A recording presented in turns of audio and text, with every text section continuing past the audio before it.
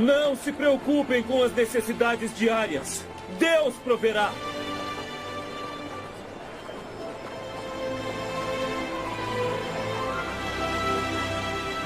Nosso Pai no céu alimenta as aves no ar. Quanto mais Ele dará a vocês.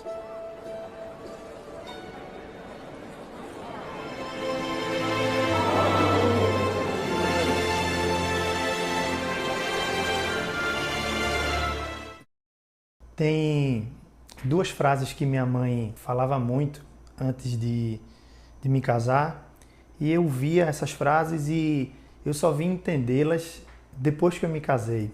A primeira é: meu filho, serviço de casa não tem fim. É verdade, serviço de casa não tem fim. E a segunda frase é: todos os dias eu espero um milagre do Senhor. E na minha vida eu vejo bem isso.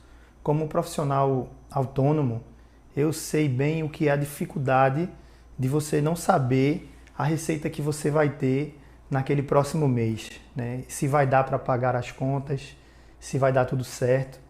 E eu tenho provado da fidelidade do Senhor em relação às minhas finanças, em relação a tudo que eu preciso. Eu tenho a manutenção do Senhor, eu tenho a mão de Deus na minha vida. Tenho exemplos vários aqui para contar, mas não vai caber no tempo. Mas se um dia você quiser saber, pode me procurar que eu vou contar para você. Mas a questão toda é que esse milagre que eu espero do Senhor todos os dias, ele não está só ligado às minhas finanças. E também ele não está ligado a um fenômeno sobrenatural. Mas sim, o milagre do Senhor na minha vida é a manutenção da minha vida na vontade dele e não na minha vontade. O milagre que eu espero do Senhor todos os dias é que ele me mantenha na vontade dele. Irmãos, deixa eu dizer para você assim: Jesus ressuscitou, aleluia. Eu estou falando uma coisa que talvez seja o fato mais contundente de toda a história, mas eu estou falando de um jeito que não tem expressão. E por falar de um jeito que não tem expressão, é como se essa coisa fosse ridícula. É como se eu não cresce.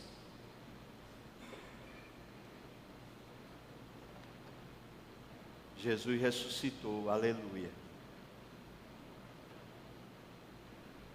Você crê nisso?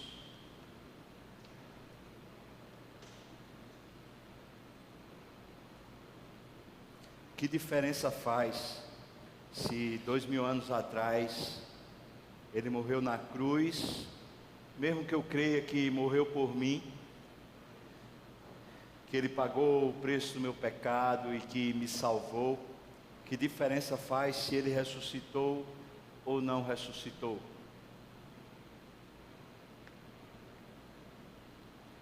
Que tipo de provocação gera em mim?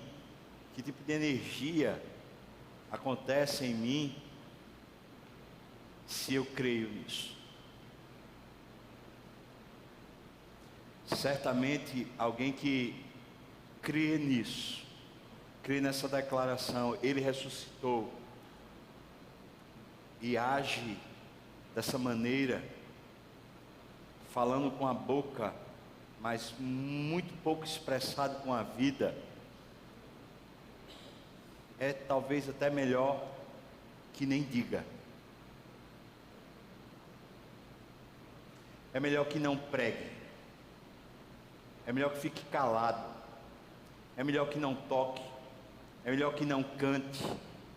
É melhor que não dirija o louvor. É melhor que assuma que não faz diferença nenhuma Jesus Cristo ter ressuscitado. Afinal de contas, a gente está na mesma situação, é ou não é? A gente está na mesma situação daqueles que não creem. As pessoas que só falam do fato, e falam até com um certo desdém, como se fosse meio que ridículo. As pessoas que estão lá fora no mundo, as pessoas que não conhecem a Deus, elas falam da ressurreição como não sendo um fato, e elas agem como se isso fosse irrelevante. É impressionante como é possível a gente ter um Deus vivo, um Deus real, mas isso não fazer diferença nenhuma para as nossas situações reais, para as nossas situações difíceis.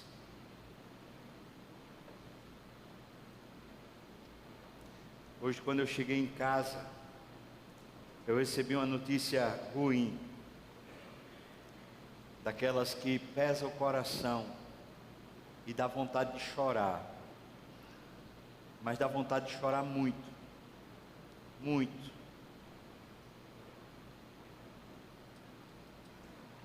Estava passando na televisão, não sei nem qual era o canal, Príncipe Caspian, das Crônicas de Nárnia. E eu assisti uma cena que me lembrou quem eu sou e me lembrou que o meu Jesus está vivo. E isso me levantou, porque sinceramente hoje à tarde eu queria mandar um WhatsApp para os meus amigos pastores que caminham comigo aqui na igreja para dizer assim: por favor, assuma o culto, por favor, prega lá no meu lugar, porque eu estou sem condição. Não é assim que você fica às vezes? Eu vou perguntar, não é nem se só às vezes, não é assim que transcorre a nossa vida? Apáticos, sem energia, sem força, sem vitalidade. Paulo disse que se ele não ressuscitou, é vã a pregação e é vã a fé. Ou seja, tudo isso é circo. Coral, se Jesus não ressuscitou para você lá fora, se não faz diferença nos momentos de luta, de dor, o fato dele ter sofrido e morrido na cruz e ter ressuscitado, se não faz diferença, é circo. Vocês estão cantando bonito, mas é só para a igreja ver. Quem diz isso é Paulo, não sou eu. Se eu não creio, eu estou aqui encenando, estou fazendo só o ocado, para ver se vocês se distraem. Vocês sentem alguma coisa boa, um êxtasezinho, um negócio. Eu queria perguntar para você, sinceramente, que diferença faz para a sua vida se Jesus ressuscitou?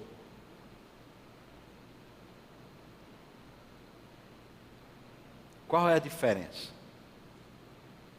Na prática, o que é que isso afeta você?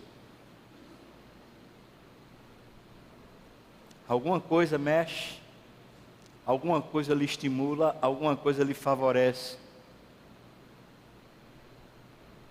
Paulo afirma diversas vezes nas suas cartas que ele quer conhecer o poder da ressurreição de Cristo operando nele.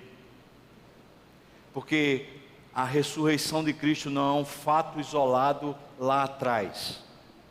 Não é uma coisa que aconteceu único e exclusivamente para Jesus. A ressurreição dele é um evento espiritual.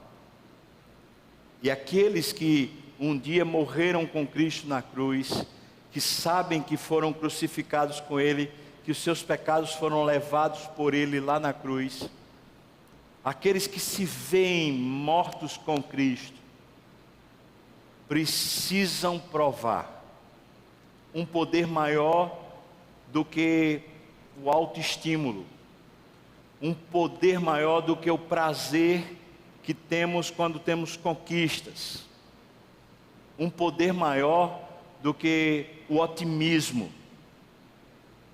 um poder que lhe levanta para perseverar, para continuar, para caminhar, que lhe levanta para olhar para frente e dizer: tem história amanhã, e tem boa história para ser vivida amanhã. Porque afinal de contas, aquilo que poderia me dominar, o medo, a morte, aquilo que poderia dizer para mim que não tem jeito, aquilo que é o inimigo mais real da nossa existência, a morte, ela foi tomada pela vida, ela se tornou ridícula nas mãos de Jesus, e o poder que operou nele, levantando-o dos mortos, é o mesmo poder que opera pela fé nos corações dos crentes, que se imbuem, que se tomam dessa verdade, de que ele ressuscitou, de que não é vão ter fé, de que não é perdido, não é história da carochinha, saber que temos um Deus para o nosso dia a dia, para todas as circunstâncias, o Deus que nos conduz à vitória e ao triunfo, e quando somos triunfantes nós podemos dizer: glória a Deus, glória a Deus, foi Ele quem nos conduziu e nos fez vitoriosos. Mas também quando passamos pelo vale da sombra da morte, o lugar mais aterrador, o lugar e a circunstância mais terrível, nós não tememos mal algum, porque Ele está conosco, Ele ressuscitou, aleluia. Você crê, irmão? Eu não estou perguntando se crê aqui e agora, eu estou perguntando se crê lá fora. Crê na hora que aperta, na hora que dói, na hora que desespera, na hora que as circunstâncias dizem para você: não há Deus. Eu quero saber se é nessa hora que o poder da ressurreição lhe levanta dos mortos. Quero saber se você crê. Você crê que Ele ressuscitou? Você crê que Ele pode pegar o pior de você, que Ele pode pegar aquilo que não presta para mais nada nesse universo, o seu pior lado, a pior face que existe em você, a face que mesmo você condena? Você crê que Ele pode lançá-la na morte eterna e ressuscitar em você tudo novo? Mesmo se você disser: mas eu perdi a esperança, eu perdi a graça, eu perdi o ânimo, eu perdi o vigor, eu perdi a alegria, eu perdi. Mesmo que você diga, você crê que tem um Deus que ressuscitou? Ou não?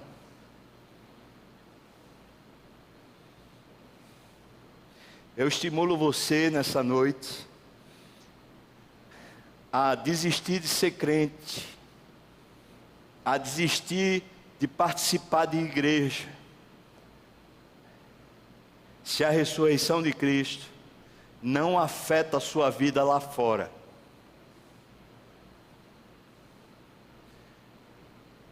Eu lhe estimulo a isso. Se a sua fé não consegue ser reproduzida no dia mau, se você perde a capacidade de ressurgir como uma fênix, no meio da tragédia, no meio da perdição, se você perde a capacidade de ver com novos olhos a vida, com a esperança de que no amanhã Deus está lá, se você perdeu ou perde essa capacidade, eu queria estimular você nessa noite, irmão, a você desistir.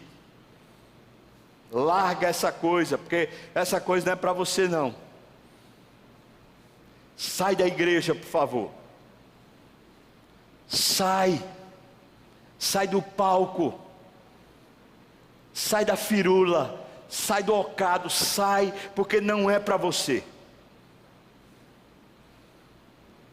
Esse negócio é para gente que foi renascida, para gente que tem um Deus maior do que você mesmo, para gente que tem um Deus que ressuscita e vence o lado podre da nossa alma. Estamos nessa série sobre a crise que estamos passando no país. Nesse domingo de Páscoa, quando a gente celebra a ressurreição, é um bom momento para a gente pensar que nesse caos, nessa jornada que a gente olha e fala, debaixo desses escombros onde está o Brasil, por trás, nos bastidores dessas notícias que chegam a nós, de todo esse esquema, de toda essa porcalhada que existe nos poderes do Brasil, em todos eles, em todo o sistema que gere e que reproduz a vida no Brasil, na qual nós estamos postos. Olhar para tudo isso e não ter Deus, olhar para tudo isso e não ter um Deus que ressuscita, é melhor desistir. É melhor pular fora. Vai para outro país. Tira cabo da vida. É trágico assim? É trágico assim. Porque na situação que a gente está vivendo, parece que o fundo do poço ainda não chegou, e que parece que não vai chegar, porque o fundo do poço ninguém quer saber onde é que está, ninguém quer botar um facho de luz lá para dizer, mas a Bíblia põe lá, e o fundo do poço não está lá em Brasília, o fundo do poço não está no poder legislativo do Brasil, nem no poder executivo, nem no poder judiciário do Brasil. O fundo do poço não está nos empresários do Brasil, nem no sistema econômico do Brasil, nem no grancinismo ou graminismo, sei lá como é que chama. Não está nesses sistemas e teorias políticas que regem. O fundo do poço habita dentro da nossa alma, habita dentro de nós. É aqui onde habita o fundo do poço, é aqui onde a corrupção nasce, é aqui dentro onde tudo que é deplorável sai para a vida, é daqui de dentro. E é por isso que o poder da ressurreição de Cristo é tão grande, porque opera aqui dentro primeiro, e daqui me faz um transformador da realidade, daqui de dentro, de onde eu preciso ser ressuscitado, de onde existe a energia vital para a vida, de onde existe o sorriso largo, a esperança, existe o amanhã, é daqui de dentro. Não é reformulando lá, é reformulando aqui, é refazendo o que precisa ser refeito. É o meu coração, que é desesperadamente corrupto. O meu coração, o coração do pastor Sávio, o meu coração que é desesperadamente corrupto, ele que precisa ressuscitar, ele que precisa largar e ser largado definitivamente para uma nova vida. Esse é o fundo do poço. Não adianta procurar lá. Aqueles que provam o poder da ressurreição precisam começar a ter de fato uma investigação real sobre o que anima a sua vida, o que traz a você algum nível de satisfação pessoal. Se o ganho econômico é o que dá alegria para você, certamente você deve estar mal agora, a não ser que você seja uma daquelas exceções no quadro brasileiro. Se é a família que dá para você ânimo, É muito provável que você tenha constantes altos e baixos, porque a família passa por fases boas e fases ruins, fases boas e fases ruins. Então é muito provável que haja uma inconstância, uma instabilidade emocional em você. Se são seus amigos, é igual à questão da família, uma instabilidade grande dentro de você. O que lhe dá ânimo, o que mexe com sua capacidade de ser feliz, os prazeres dessa vida, sexo. Quem não gosta de sexo? Quem não gosta? Quem não sente prazer no sexo? É o sexo. Por mais que se corra atrás dele, ele sempre parece que está um passo adiante. Ele nunca consegue chegar até a nossa satisfação. É o que? É a prostituição, é a lascívia, é esse jeito de viver se escondendo entre palavras e projetos e sofismas e histórias. É essa coisa que lhe dá ânimo. Essa coisa de você viver fugindo da verdade, é isso. Se for isso, você tem dupla personalidade. Certamente você vive num momento super feliz e no outro momento você vive lá no chão.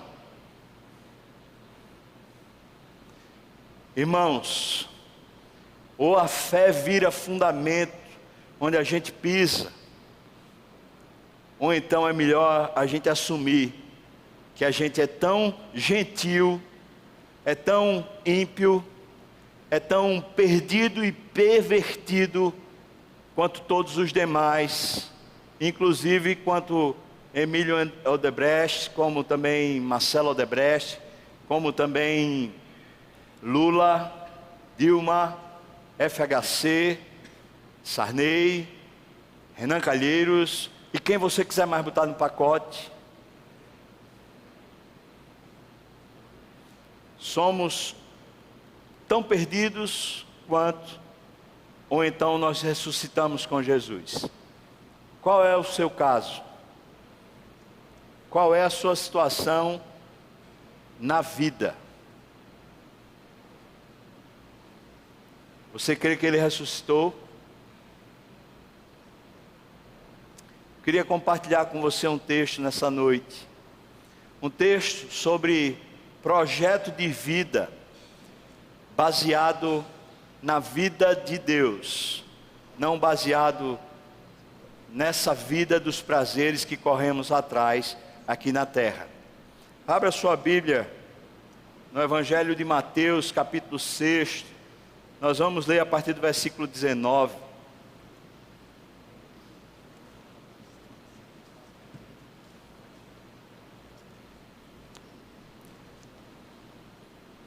Se Jesus ressuscitou, nós temos uma meta proposta, nós temos um alvo a ser alcançado, nós temos um caminho para percorrer que vai facilitar nossa jornada aqui na terra, vai fazer a gente ser menos instável e mais estável. Veja o que diz a partir do versículo 19, Mateus capítulo 6, a partir do versículo 19, fala assim, por favor acompanhe. Não acumuleis para vós outros tesouros sobre a terra. Essa palavra tesouros tem a ver com a economia, mas se bem que ela pode ser usado, porque depois ele fala que esses tesouros estão no coração, pode ser usado justamente como isso, aquilo que você considera mais importante, aquilo que enche sua alma de prazer, aquilo que você supõe lhe dará alegria se você provar. Portanto, ele está falando sobre isso, sobre esses tesouros. Não acumuleis para vós outros tesouros sobre a terra, onde a traça e a ferrugem corroem, e onde ladrões escavam e roubam. Ou seja, é efêmero, é passageiro. Todo tesouro que acumulamos aqui na terra, seja físico, ou seja essas jornadas que fazemos em busca de alegria, alguém vai roubar, será roubado, será destruído pela traça, pela ferrugem, vai acontecer. Versículo 20: mas ajuntai para vós outros tesouros no céu, onde traça nem ferrugem corrói, onde ladrões não escavam nem roubam, porque onde está o teu tesouro, aí estará também o teu coração. A proposta é: ajuntemos tesouros no céu. Paulo coloca isso de outra maneira. Ele diz: buscai as coisas lá do alto, pensai nas coisas lá do alto. Jesus coloca isso também, Jesus, de uma outra maneira. Ele diz: todo aquele que permanece em mim e eu permaneço nele, esse dá muito fruto. Ajuntar tesouros é uma atividade prática, é uma meta de vida, é uma disposição, é um alvo existencial. É dizer onde nós queremos ajuntar tesouros, onde nós queremos colocar o nosso coração. Nós queremos buscar satisfação nas coisas que fazemos aqui na terra, ou nós queremos buscar satisfação em Deus? Irmão, não pensa isso de forma teórica, mas pensa isso de forma prática. Será que é possível estarmos com Deus e nos sentirmos de alguma maneira animados? Sim, porque o salmista falou que na presença do Senhor há plenitude de alegria e delícias perpetuamente. Por isso buscar a Deus, por isso estar na presença de Deus, não só gera, mas como há uma estabilidade emocional, onde nós somos plenamente satisfeitos. Mas se paramos de buscar a Deus, se passamos a viver a vida acumulando os alvos que nós temos, que o nosso coração tem, nós vivemos como se Cristo não tivesse ressuscitado. Nós vivemos como se a nossa vida fosse simplesmente tentar ser feliz aqui na terra. Versículo 22, por favor, perceba. São os olhos a lâmpada do corpo. Seus olhos se enchem e iluminam a sua alma, dizendo para você o que você quer. Se os teus olhos forem bons, ou seja, se o seu alvo é olhar para Deus e buscar em Deus satisfação, então ele diz: todo o teu corpo será luminoso. Depois ele fala: se porém os teus olhos forem maus, você vive cobiçando as coisas daqui da terra, vive cobiçando no sexo, no dinheiro, no status, no poder econômico, no poder diante dos outros, dos homens, no poder hierárquico. Você vive cobiçando satisfação na vida familiar, nos seus relacionamentos de amizade, na vida sexual. Você vive cobiçando seu prazer nessas coisas. Ele está dizendo isso. Se os seus olhos forem maus, é quando você objetiva, olha para essas coisas como se essas coisas pudessem lhe satisfazer. Ele diz: se porém os teus olhos forem maus, todo o teu corpo, toda a tua alma, toda a tua história estará em trevas. Portanto, acaso a luz que há em ti sejam trevas, que grandes trevas serão. É por isso tem tanta gente dentro de igreja que não prova o poder da ressurreição. Não sabe o que é prazer em Deus. Não sabe o que é plenitude em Deus. Não sabe o que é provar a presença de Deus. Não sabe o que é repousar o coração e descansá-lo no Deus que tudo vê e tudo pode. Não sabe. Pessoas como essas, que não conseguem olhar para Deus e se animar em Deus, elas vivem como mendigo aqui na terra, atrás do próximo trocado, atrás da próxima pessoa que vai lhe animar, que vai fazer um gesto de amor, que vai dar alguma coisa em troca, que vai providenciar e saciar a sua fome na vida. Vivem como mendigos, e caso os seus olhos, que são lâmpadas para a vida, que enxergam a vida, caso a sua busca existencial é por prazeres momentâneos aqui na terra, que não lhe satisfazem, mas lhe iludem, você vai viver em trevas e não provará o poder da ressurreição. E tem muita gente que não prova mesmo. Tem muita gente que não sabe o que é ter um Deus que lhe revigora e lhe faz forte. Porque Ele faz forte ao cansado e multiplica as forças aos que não têm nenhum vigor. Mas para aqueles que esperam nele, para aqueles que cansados, aflitos, sobrecarregados, vão descansar diante do Salvador, diante do poder da ressurreição. Versículo 24. Ninguém pode servir a dois senhores. Ainda está falando sobre o mesmo assunto, sobre meta existencial, sobre o que buscamos, onde queremos chegar aqui nessa vida. Ninguém pode servir a dois senhores, porque ou há de aborrecer-se de um e amar ao outro, ou se devotará a um e desprezará o outro. Não podeis servir a Deus e às riquezas.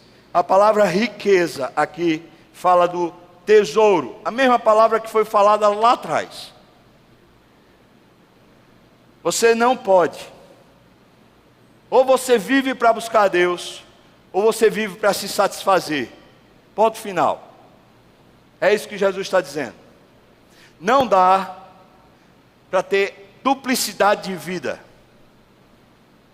Ou Deus opera em você e lhe dá poder para vencer você mesmo, vencer o seu cansaço, vencer as suas trevas, ou então você vive para se satisfazer, na ilusão de que você conquista alguns patamares, algumas coisas, para poder se alegrar, para poder se satisfazer. Ninguém pode servir a dois senhores. Ninguém. Vai aborrecer-se de um. E é assim que tem acontecido no meio do povo de Deus. Gente que está aborrecida de Deus. Gente que não consegue mais ter prazer na palavra de Deus. Gente que não consegue ter prazer na oração. Gente que não consegue mais ter prazer na vida de Deus, na obediência da palavra, no prostrar-se, no quebrantar-se, no buscar humilhar-se. Gente que não consegue mais se satisfazer à medida que Deus com seu braço forte vem e lhe repreende. Gente que não consegue mais se satisfazer à medida que Deus se mostra um Deus real, maior do que você, e que lhe impede, lhe freia de seguir os seus impulsos pessoais. Gente que se aborrece de Deus, porque Deus não se tornou o gênio da lâmpada que ele esperava, que queria que Deus simplesmente lhe obedecesse para fazer tudo o que lhe apraz. E Deus disse: não, eu sou Senhor, eu não sou seu servo. Eu é que sei o que é melhor para você, eu é que lhe satisfaço, eu é que lhe engrandeço, eu é que lhe exalto, eu é que lhe abençoo. Não, não é você, sou eu. Ninguém pode servir a dois senhores. Ninguém. Irmãos, isso é palavra de Jesus. Isso não é história. Isso é o nosso coração. Ou andamos na presença de Deus e o buscamos em todos os nossos caminhos. Está no trabalho. Por que você não faz do seu trabalho uma busca grandiosa por Deus? Servi-lo, honrá-lo com sua potencialidade, com seu esgotamento mental, com suas forças físicas, com o seu labor, com a sua educação, com a sua competência, com tudo que você tem. Porque você não pega tudo isso e faz para a glória de Deus, honrando a Deus, buscando a Deus? Por quê? Será que isso é impossível? É porque muitas vezes nós usamos a carreira profissional, nós usamos a família, nós usamos o que temos, nós usamos tudo isso como se fosse simplesmente para nós usarmos isso para nos satisfazer e não para Deus ser glorificado. E isso não é uma coisa etérea. Isso transforma completamente o nosso coração. Porque se fazemos para o Senhor, nós fazemos para aquele que tudo vê o tempo todo, para aquele que sabe nos elogiar e nos afirmar como ninguém mais, e para aquele que sabe dizer não com amor, com doçura, para aquele que sabe e entende quais são as nossas reais necessidades. Por isso, com atenção e amor, Ele cuida dos mínimos detalhes da sua existência. Ninguém pode servir a dois senhores. Não é à toa que a igreja evangélica brasileira, a igreja presbiteriana das graças, tem se tornado uma igreja sem fogo, sem amor, sem vida com Deus. Porque é muito fácil virmos para o culto, irmãos, e ainda assim, às vezes é difícil conseguir chegar até aqui. Mas é fácil, é relativamente fácil participar de cultos. É fácil participar de coral, é fácil participar do ministério de louvor, é fácil pregar a palavra, é fácil fazer o teatro. É muito fácil fazer as coisas simplesmente como rotina, como continuidade daquilo que a gente acha que tem que ser feito. O difícil é tornar tudo isso subjugado, submisso a um senhorio, a um Deus que quer lhe visitar, a um Deus que quer lhe abençoar, a um Deus que ressuscitou e por isso está vivo. Difícil é que Ele seja Senhor, Ele seja o tesouro, o grande tesouro que nós estamos buscando. Onde estiver o teu tesouro, aí é onde vai estar o teu coração. E ele diz, versículo 25, por favor: por isso eu vos digo, e agora eu queria pedir a você que lesse comigo até o versículo 34.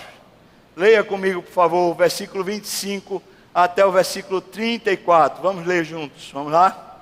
Por isso vos digo, não andeis ansiosos pela vossa vida, quanto ao que haveis de comer ou beber, nem pelo vosso corpo, quanto ao que haveis de vestir. Não é a vida mais do que o alimento, e o corpo mais do que as vestes?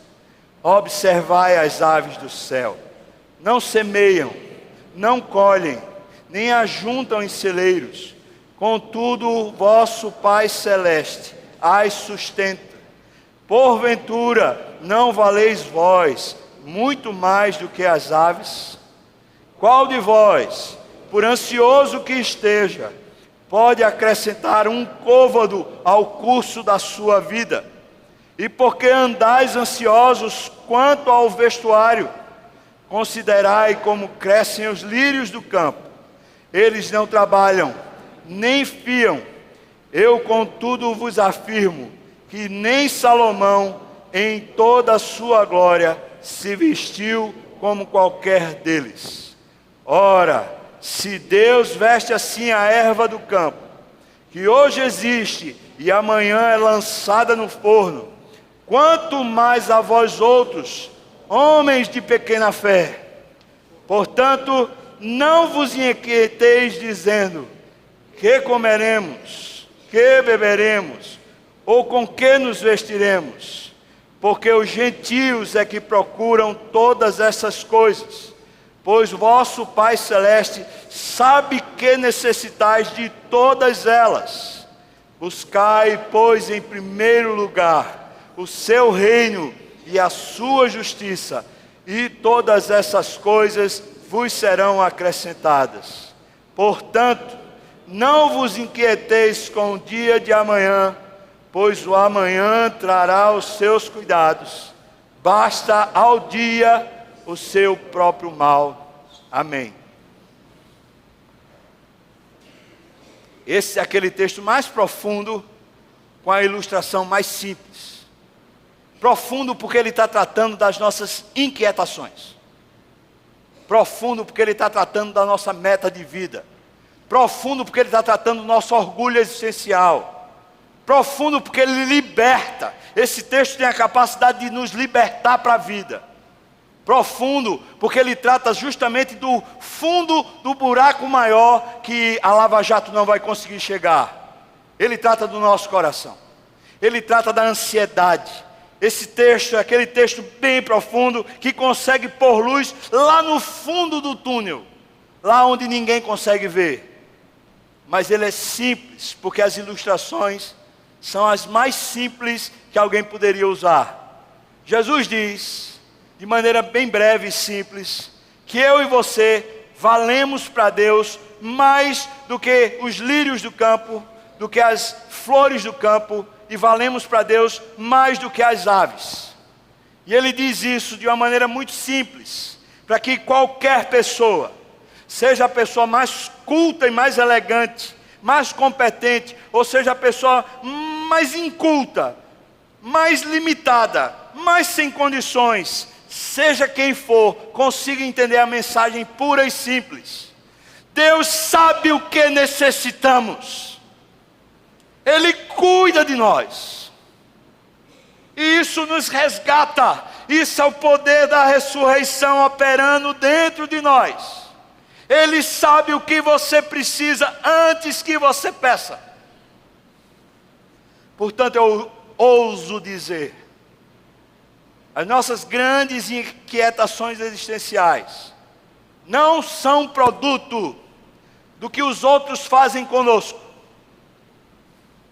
Não é produto do que a esposa faz com o marido, que o marido fica inquieto. Não é produto do que o marido faz com a esposa para a esposa ficar inquieta. Não é produto do que os pais fazem com os filhos para os filhos ficarem inquietos. Nem é produto do que os filhos fazem com os pais para os pais ficarem inquietos. Não é produto do que o patrão faz com o servo, nem do que o servo, o empregado, faz com o patrão. Não é produto de sistemas e organizações humanas, estruturas que de alguma maneira monopolizam a nossa existência. Não é fruto de nada disso.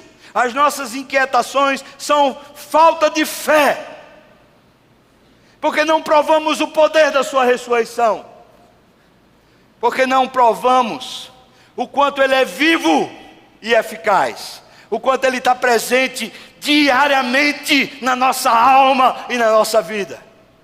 As nossas inquietações e frustrações e crises, aquilo que nós queremos reputar a todos os outros, que nós queremos ver Lula preso, queremos ver Dilma presa, queremos ver A, B, C e D presos, para uma justa vingança, para um acerto de contas, como se isso de alguma maneira fosse dizer para nós que vale a pena o dia de amanhã, mas só podemos ter o amanhã, porque Ele ressuscitou, aleluia.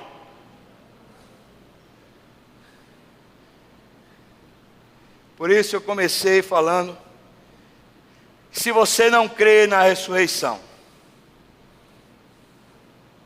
é simples assim.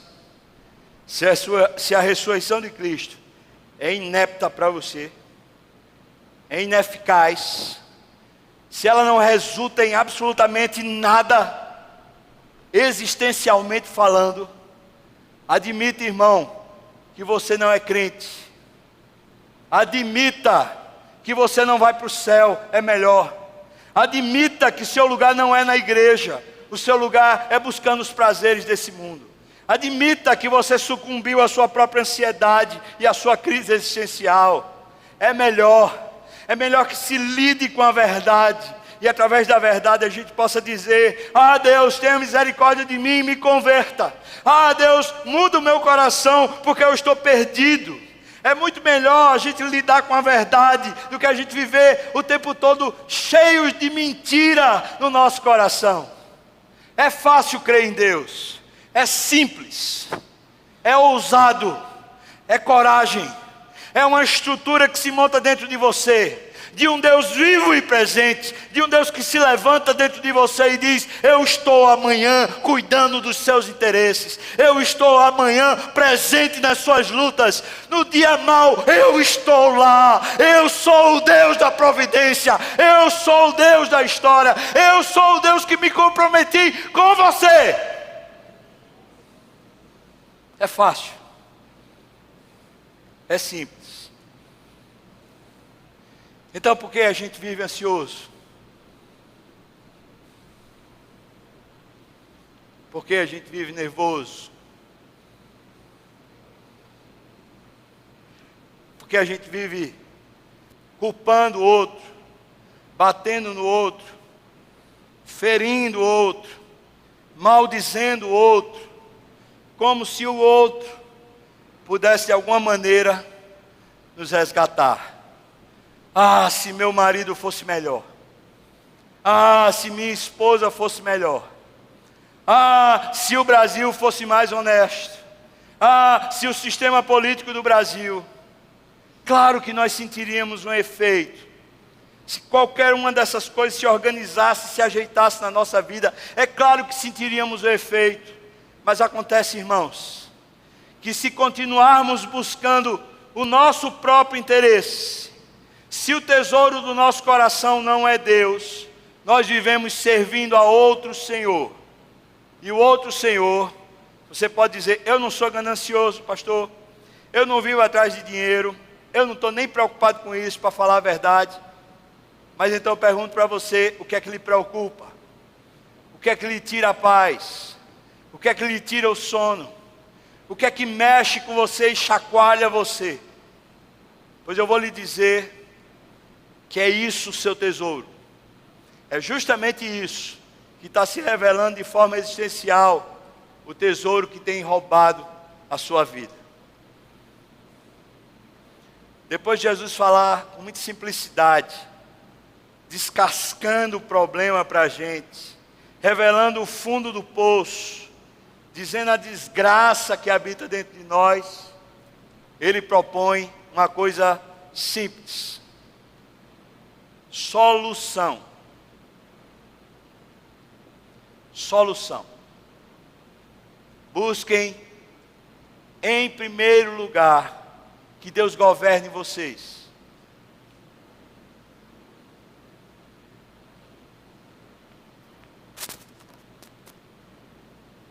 Se quiser pode desligar, não sei se dá para desligar aí o som. Alô, som. Eu vou desligar porque o suor do rosto está comprometendo tudo. Então, desculpem, irmãos, o aparato todo aqui.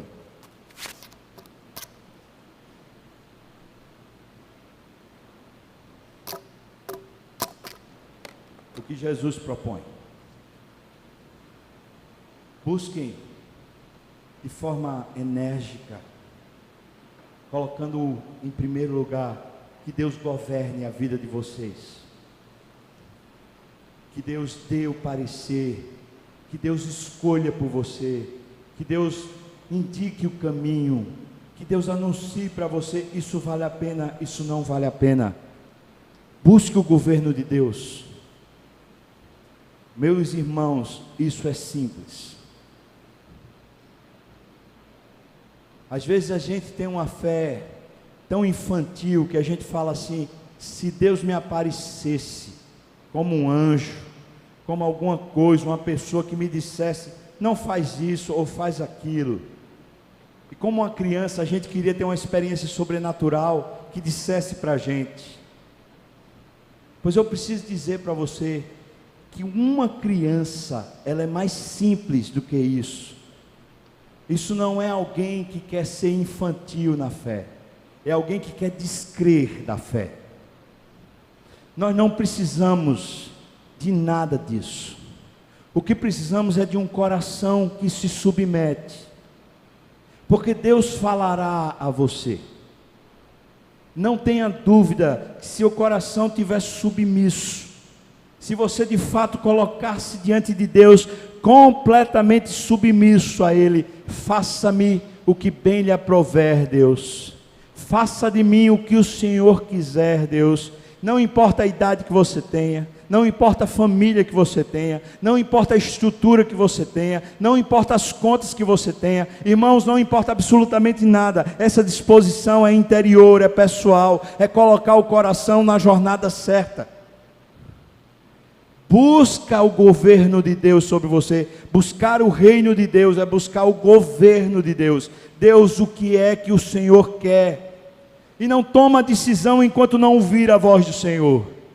Alguns de nós talvez saibamos o que Deus quer. Por isso ele diz: buscai, pois, em primeiro lugar o reino de Deus. E depois ele diz: busque a sua justiça. Porque buscar a justiça de Deus é buscar o caminho reto. Quando eu e você sabemos o que Deus quer, Deus não quer que sejamos desonestos, Deus não quer que sejamos corruptos. E quando eu e você estamos à beira de cometer uma corrupção, à beira de fazer alguma iniquidade, nós sabemos que a palavra diz: não faça, por isso siga na retidão, não vá pelo caminho do ímpio. Se a Bíblia diz para você não faça, você tem que não fazer. E se a Bíblia diz para você faça, conquanto você queira outra coisa, vai lá e faz o que a Bíblia diz. Isso é buscar a justiça, buscar o caminho reto, fazer aquilo que Deus quer que você faça, quando já está claro para você mediante a palavra. Mas buscar o governo de Deus é simplesmente você lutar contra a sua atitude de dono do seu nariz. Eu não quero governar a minha própria vida, Senhor. Eu não quero ter uma opinião maior do que a tua. Eu não quero ter um discernimento maior do que a tua vontade. Senhor, eu me submeto completamente a ti. Pois eu vou lhe dizer, irmão, que essas atitudes, eu não estou falando de comportamento, eu estou falando de atitudes de coração, trazem paz, regam a fé, trazem a ressurreição de Cristo, fazem a gente brotar de novo e dizer: eu sei que o meu Redentor vive, e por fim ele se levantará, e ele me abençoará, e fará grande o seu nome na minha vida. O amanhã tem futuro para mim. Busca em primeiro lugar o governo de Deus. Busca em primeiro lugar obedecer o que ele já disse para você fazer, e você será abençoado.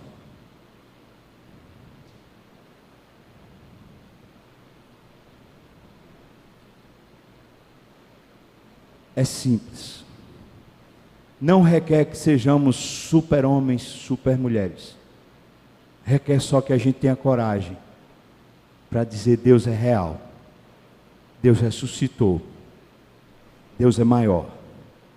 Requer que a gente tenha uma fé que põe em prática, que não fica na especulação, nem fica só no discurso. Coral, o que você acha de sair do palco para buscar a Deus em primeiro lugar? O que você acha de sair do palco da vida e começar a dizer: Deus governa a minha vida? Sobe no palco, Deus, aparece, me faz desaparecer. O que você acha da apresentação do coral não ser só bonita, mas ser cheia de unção, cheia do poder do Espírito? Irmãos, o que você acha de você sair do palco? O que você acha de você sair desse lugar encastelado onde você se coloca como se fosse cheio de razão e dono do seu nariz? O que você acha de cantar para Deus um novo cântico, um hino de louvor ao Senhor? Estamos sendo desafiados pela palavra do Senhor, pela voz e pelo Espírito, a sairmos da nossa letargia. E é o próprio Deus que está dizendo: a crise que vocês veem nos jornais, nas revistas, na internet, na televisão, ela só afeta você porque sua fé está em crise. Porque se a sua fé estivesse pujante e viva, se você cresce que Ele ressuscitou, você estaria com o coração alegre, animado e em paz. Vamos orar, irmãos. Queria convidar você para um tempo de oração. Feche seus olhos. Eu queria convidar aqui já o coral para cantar. A Rejane vai cantar também. Eles vão cantar uma verdade tão poderosa. E eu queria convidar você a ouvir, talvez cantar isso em oração. E dizer para Deus: eu sei que o meu Redentor vive. Eu sei que Ele se levantará. Eu sei que há esperança. Eu sei. Enquanto você ora e canta, você pode dizer para Deus a verdade. Que o seu amor lhe libertou.